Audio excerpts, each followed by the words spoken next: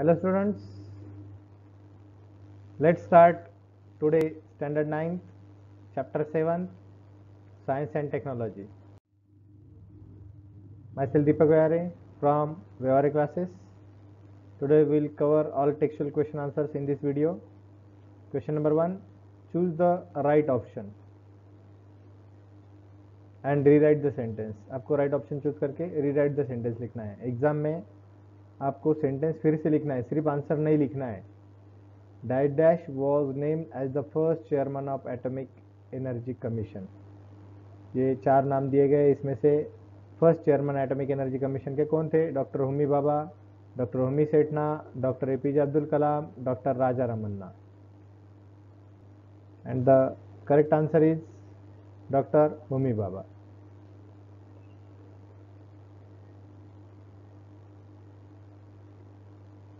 Second number, Dash was the first completely indigenous communication satellite made by ISRO.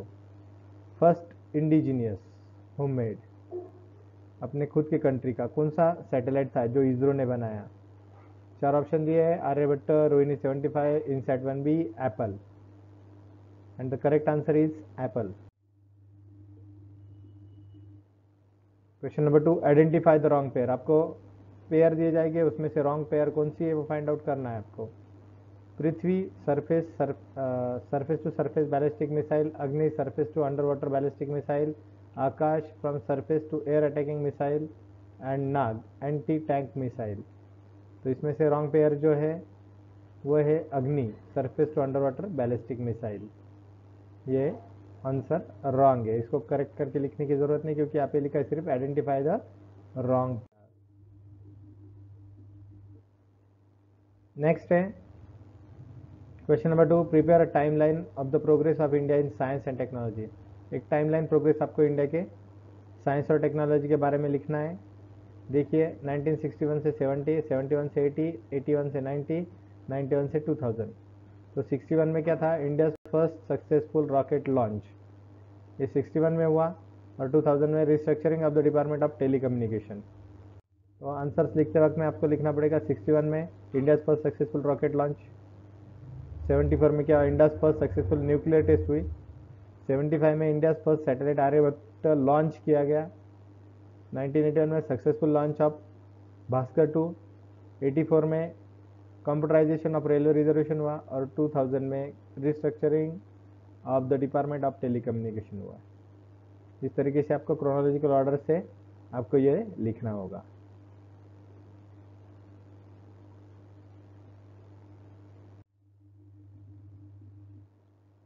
Question number next, explain the following concept. ये concept आपको लिखने हैं. Space research, space research के बारे में लिखिए.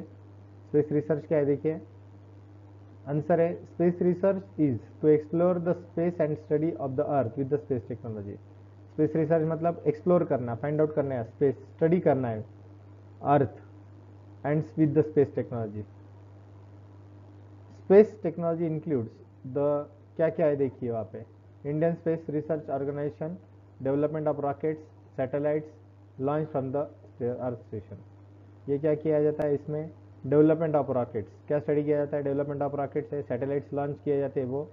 और इसरो जो है undertakes the work of the space research India. India में इंडियन स्पेस रिसर्च ऑर्गेनाइजेशन, जिसको हम इसरो बोलते हैं, ये काम देखती है.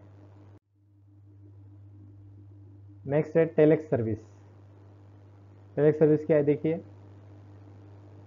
Telex service implies transmission of the typed message from one part of the country to another rapidly through telex machine. Telex machine होती है एक जगह का टाइप किया हुआ message one part of the country, country के एक पार्ट में से दूसरे पार्ट में जुड़ जाता है. इसी को हम telex service. The department of telecommunication under ministry of communication launched the telex service in Devanagari script was started 1969. Devanagari जो आप मराठी और हिंदी के जो फॉन्ट्स है दैट इज देवनागरी स्क्रिप्ट. 1969 में टेलेक्स सर्विस शुरू हुई, जो डिपार्टमेंट ऑफ टेलीकम्युनिकेशन उसने शुरुआत की. However with the emergence of the internet service in 1990, जब 1990 में इंटरनेट सर्विस शुरुआत हो गई, significance of the telex service has decline. Internet के बाद में टेलेक्स सर्विस की जो सर्विस थी, सिग्निफिकेंस था, इंपॉर्टेंस था, वो कम हो गया. नेक्स्ट क्वेश्चन है question number 3, explain the following with the reason. Give reason है Pandit Nehru establish the atomic energy commission. Pandit Nehru ने एटॉमिक एनर्जी कमीशन एस्टेब्लिश किया। आंसर है India first prime minister Pandit Jawaharlal Nehru wanted to nurture scientific temper. Scientific temper develop करना चाहते थे पंडित जवाहरलाल नेहरू, जो हमारे स्वतंत्र भारत के प्रथम पंतप्रधान थे, प्राइम मिनिस्टर थे। He wanted to bring about the economic development of the nation by making use of science and technology. वो इकोनॉमिक डेवलपमेंट करना चाहते थे, ये हमारे इंडिया में साइंस और टेक्नोलॉजी को डेवलप कर सके। And produce electricity by atomic energy. Atomic energy से इलेक्ट्रिसिटी प्रोड्यूस करना, develop nano technology, increase in the yield of the food grain. Food grain का यील्ड मतलब प्रोडक्शन बढ़ाना। Therefore Pandit Jawaharlal Nehru establish atomic energy commission. 10 अगस्त 1948 में उन्होंने उसको एस्टेब्लिश। नेक्स्ट क्वेश्चन है India decided to conduct nuclear test. India decided to conduct nuclear test conduct करना India ने डिसाइड किया। क्या वजह थी देखिए, China had acquired nuclear capability. China ने न्यूक्लियर कैपेसिटी हासिल कर ली थी कि न्यूक्लियर में वो भी पीछे नहीं है China. Then Pakistan was making desperate effort to acquire nuclear weapon with the help of China. और पाकिस्तान चाइना के हेल्प से न्यूक्लियर वेपन हासिल करने की कोशिश कर रहा था। To use nuclear energy for peaceful purpose and acquire self-sufficiency was its objective. Nuclear energy जो है पीसफुल पर्पज के लिए, पीसफुल वर्क के लिए और सेल्फ सफिशिएंट, ये इसका ऑब्जेक्टिव। और आपको पता है चाइना और पाकिस्तान दोनों इंडिया के एनिमी हैं, तो दुश्मन का दुश्मन दोस्त होता है। इस हिसाब से चाइना ने क्या किया, पाकिस्तान को हेल्प करना शुरू कर दिया। To defend the country against the hostile neighbour, जो हमारे होस्टाइल नेबर है, हार्श नेबर जो है, India decide to conduct nuclear test. India ने डिसाइड किया कि हमको न्यूक्लियर टेस्ट करना चाहिए ये दोनों दुश्मनों से बचने के लिए। Next question, USA impose economic sanction on India. USA ने इकोनॉमिक सैंक्शन इम्पोज किया इंडिया के ऊपर।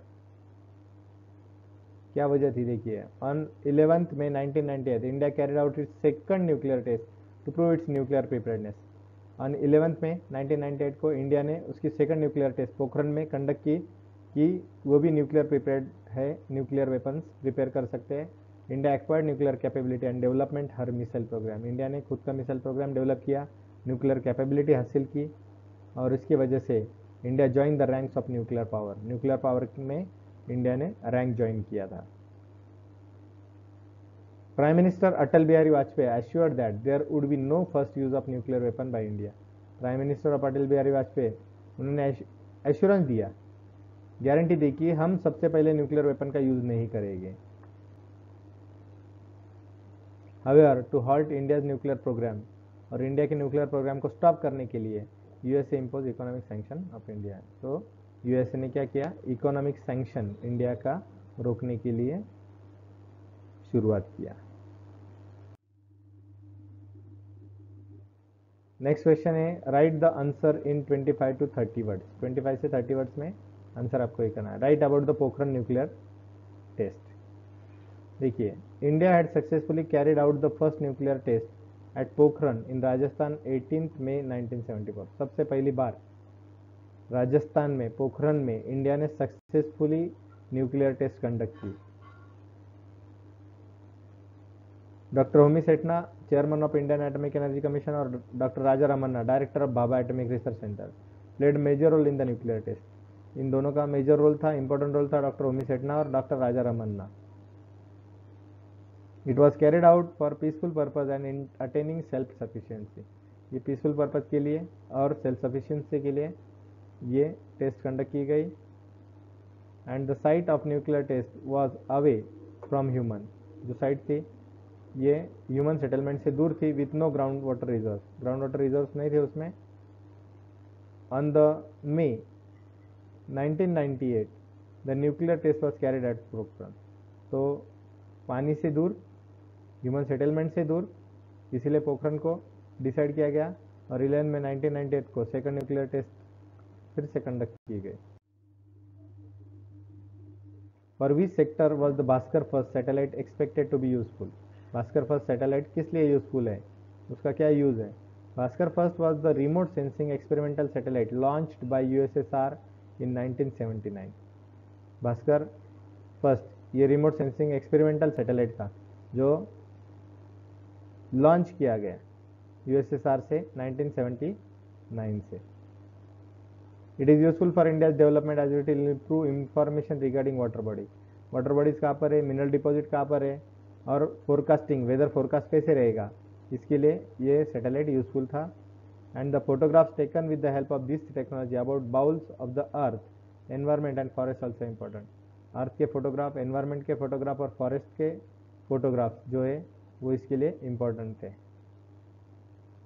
It will be useful for oceanography. Oceanography के लिए भी ये यूजफुल था. ओशंस में कहाँ पर एनिमी है, कहाँ पर कौन आ रहा है कौन जा रहा है, ये भी देख सकते थे. नेक्स्ट क्वेश्चन है which is the everyday services are influenced by satellite technology. हर रोज़मर्रा की ज़िंदगी में सैटेलाइट टेक्नोलॉजी का क्या यूज़ है, क्या सर्विस प्रोवाइड करता है. Following services of my day to day life are useful influenced by satellite. देखिए television, Doordarshan and other channels telecast their programme with the help of the satellite. आज जो हम टीवी देख रहे हैं, दूरदर्शन हो या दूसरा कोई भी चैनल, ये सैटेलाइट के हेल्प से ही चल रहा है. Mobile telephones operate with the help of satellite. आज जो हम फ़ोन पे बात कर रहे हैं, मोबाइल पे बात कर रहे हैं, तो ये सैटेलाइट थ्रू ही काम चल रहा है. Radio 207 radio station are connected with the INSAT 1B. आज 207 रेडियो स्टेशन है जो इनसैट 1B से ये. Computer and internet service are linked. Computer और इंटरनेट सर्विस लिंक है विद द सैटेलाइट. सैटेलाइट से लिंक है.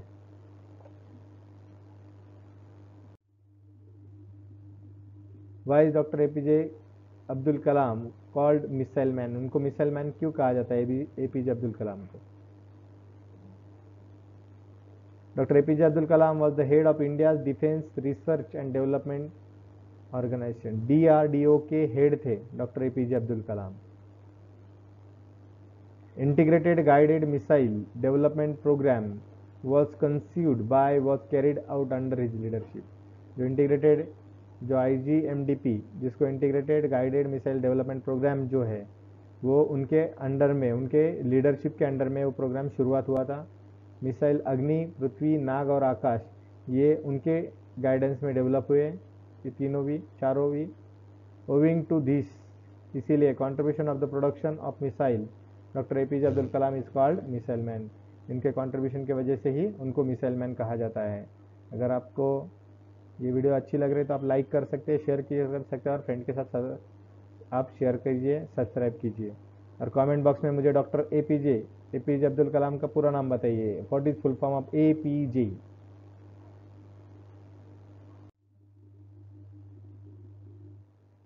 How can one do computerise reservation for rail travel. Rail travel के लिए आप कंप्यूटराइज रिजर्वेशन कैसे कर सकते हो.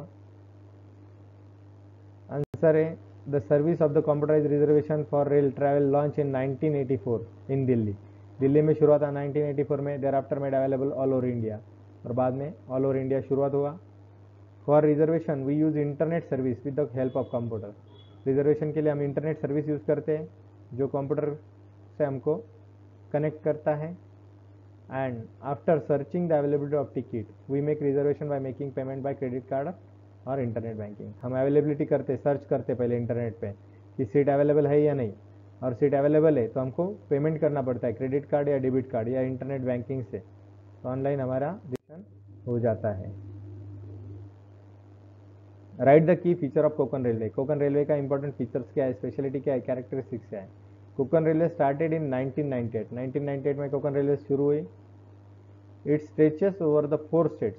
चारों स्टेट्स में ये Maharashtra, Goa, Karnataka, Kerala over distance of 760 kilometre. 760 kilometre का डिस्टेंस है कोकन रेलवे का. There are 12 tunnels on this track. 12 tunnel है. And 6.5 kilometre tunnel at the Karbude is the longest tunnel. Tunnel क्या होता है कि जो माउंटेन है वो माउंटेन को काट कर यहाँ से एक साइड से दूसरे साइड तक जो रास्ता बनाया जाता है रेलवे के लिए उसको टनल कहा जाता है. तो 12 टनल्स है इसे ट्रैक पे. और सबसे लॉन्गेस्ट टनल जो है 6.5 किलोमीटर का है कारबुडे में. There are 179 big and 1819 small bridges on this track. So 179 big और 1819 small bridges है. Out of this 2065.8 metre long bridge Sharavati river के ऊपर है. ये सबसे बिगेस्ट ब्रिज है. The 64 meter tall bridge River Panwal is the India's tallest bridge. 64 meter, 1 meter is equal to 3.2, generally 3.2 approximately ये होता है फीट. उसको आप मल्टीप्लाई करके देख सकते हैं कितना है. Sensors are fitted to the railway engine. देखते हैं हम कि आजू बाजू का जो है वो माउंटेन स्लाइड्स, लैंड स्लाइड्स होता है, हिल स्लाइड्स होता है.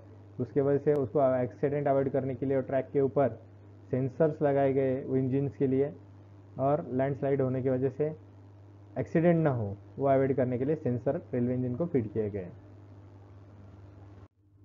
अगर आप ये चैनल पे नए हो तो आप चैनल को सब्सक्राइब कीजिए, लाइक कीजिए एंड शेयर कीजिए अपने फ्रेंड के साथ में. Thanks for watching. Have a nice day.